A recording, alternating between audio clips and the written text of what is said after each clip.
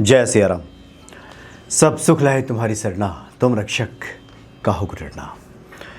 हम सभी जानते हैं कि हनुमान जी को प्रसन्न करने का एक ही तरीका है कि राम नाम का सुमिरन किया जाए।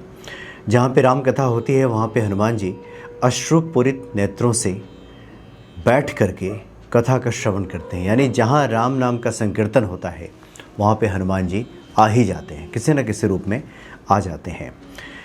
बाबा नीप करोली जी महाराज का जो अलौकिक प्रसंग है, इसमें एक बात देखने को मिलती है कि एक बाबा जी के भक्त हुए स्वामी विजयानंद जी, विदेश के रहने वाले थे।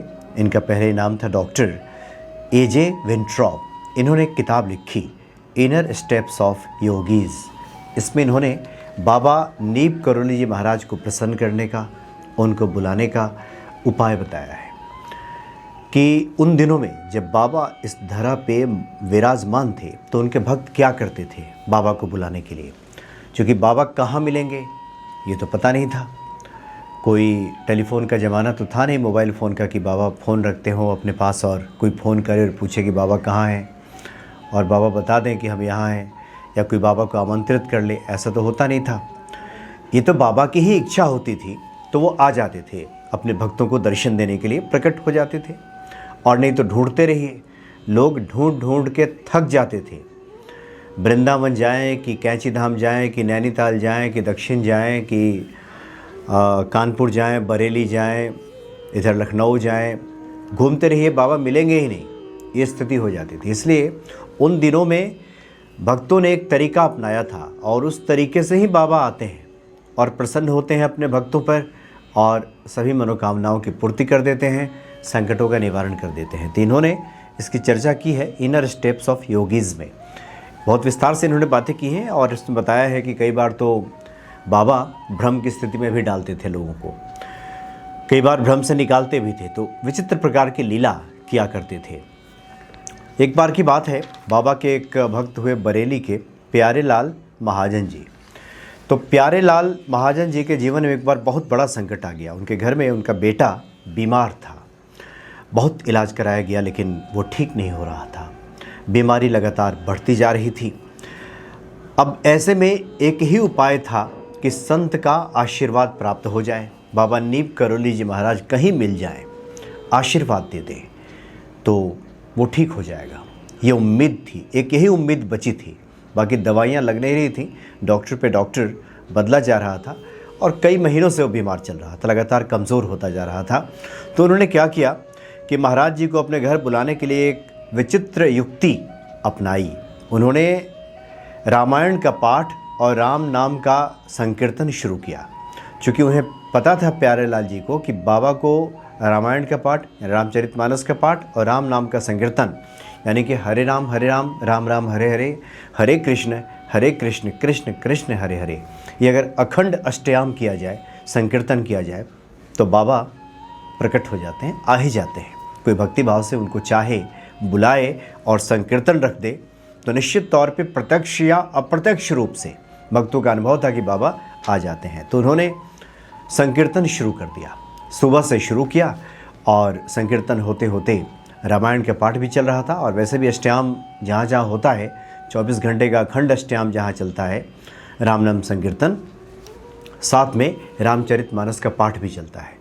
तो रामचरितमानस का पाठ भी चल रहा था और अखंड अष्टयाम संकीर्तन भी चल रहा था राम नाम का। सुबह से संध्या हो गई, ऐसे में रात्रि भी हो गई, करीब 9-10 बजे का समय जब हो गया तो पूजा में ही बैठे हुए थे प्यारे लाल महाजन जी, थक गए। तो उन्होंने कहा कि अन्य जो लोग हैं वो संकीर्तन कर ही रहे हैं, तो बगल के कमरे में जाकर के लेट गए थकावट मिटाने के लिए। उनकी पत्नी भी सुबह से उनके साथ बैठी हुई थी, चूँकि पुत्र की बात थी, वो भी सुबह से बैठी हुई थी। तो जब प्यारे लाल महाजन जी उठे पूजा से तो पत्नी भी उठी और वो भी ऊपर वाले कमरे में जाकर के लेट गई वहाँ पे, और थकावट की वजह से नींद आ गई। बताते हैं प्यारे लाल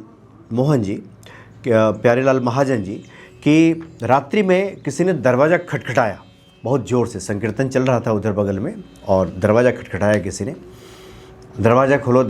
तो इन्हें लगा कि हो सकता है कोई होगा।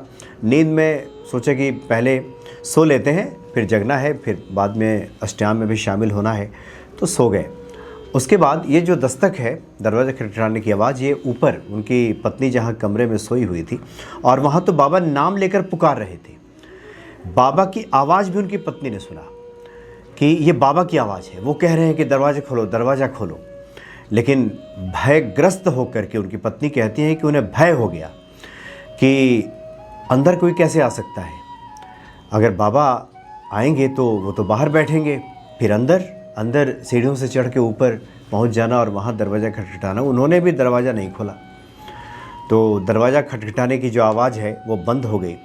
उसके बाद ये बात आती है कि बाबा ही पहुंच गए थे। तो बाबा वहाँ से निकले और वहाँ भंडारी जी के यहाँ पहुँच गए। वहीं भंडारी जी रहा करते थे बरेली में, उनके घर पे पहुँच गए और भंडारी जी से जा कर के कहा कि हम तो प्यारेलाल मोहन के घर पे गए थे, वो बहुत परेशानी में है, संकट में है, वो मुझे बुला रहा था, लेकिन हम गए वहाँ, उसने दरवाज़ा ही नहीं खोला। अब जो भंडारी जी हैं दौड़ते हुए गए प्यारेलाल मोहन जी के यहाँ कि अरे बाबा आपके यहाँ आए थे, उन्हीं के लिए आप अखंड संकीर्तन करा रहे थे, बेटा आपका बीमार है, उसको आशीर्वाद देने के लिए बाबा आए हैं और आपने उनका स्वागत नहीं किया, आपने दरवाज़ा नहीं खोला। ये बात सुनकर के प्यारेलाल महाजन जी और उनकी पत्नी नंगे पांव भागते हुए भंडारी जी के घर पहुँचे और जाके बाबा के चरणों पर गिर गए और कहा कि बाबा हम आपको बहुत दिनों से ढूंढ रहे हैं और आपने कृपा कर दी कि आप पहुँच गए। मेरे पुत्र की ये स्थिति है। बाबा चुप बैठे रहे और बाबा के मुख से निकला कि तुमने राम नाम का संकीर्तन किया है, जाओ तुम्हारा सब भला ही होगा। उसके बाद बात ये आती है कि धीरे धीरे उनके पुत्र के स्वास्थ्य में सुधार होने लगा। जो परेशानी थी वो दूर हो गई, क्योंकि बाबा को वाक सिद्धि बाबा की थी। जब कह दिया बाबा ने कि सब ठीक हो जाएगा, तो ये अक्षरशः सत्य है कि सब ठीक हो ही जाएगा। तो इस प्रकार से प्यारेलाल महाजन जी ने अखंड कीर्तन रखा बाबा को बुलाने के लिए और बाबा पहुंच गए कृतार्थ करने के लिए और उनके पुत्र को स्वस्थ भी कर दिया। तो बड़े अद्भुत हैं बाबा नीम करोली जी महाराज। आज भी जो लोग, बहुत से लोग पूछते हैं कि कैसे बाबा नीम करोली जी महाराज प्रसन्न होंगे, तो जो लोग हनुमान चालीसा का पाठ करते हैं, राम नाम का लेखन करते हैं, राम नाम जपते हैं, संकीर्तन करते हैं, ईश्वर का सुमिरन करते हैं, बाबा उनके समस्त कार्यों को वैसे ही बना देते हैं। एक अभी जाना हुआ था वहाँ झुंझुनू, वहाँ एक संत मिले, वो बता रहे थे कि हनुमान जी तो प्रतिदिन लोगों के कार्य संवार हैं, अलग अलग रूपों में, अलग अलग। कभी कोई मददगार बन करके पहुँच जाते हैं, पथ प्रदर्शक बन करके पहुँच जाते हैं, कोई रास्ता दिखाने वाला, यानी अलग अलग रूपों में। लोग समझ नहीं पाते कि हनुमान जी ही हैं, लेकिन हनुमान जी प्रतिदिन अपने भक्तों की रक्षा कर रहे हैं। आज भी हर समय हर क्षण अलग अलग प्रकार से, अलग अलग रूपों में।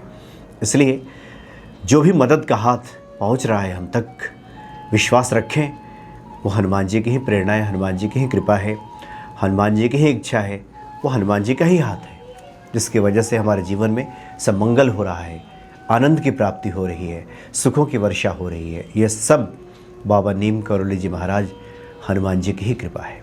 बड़े अलौकिक हैं बाबा नीम करोली जी महाराज। जय सिया राम।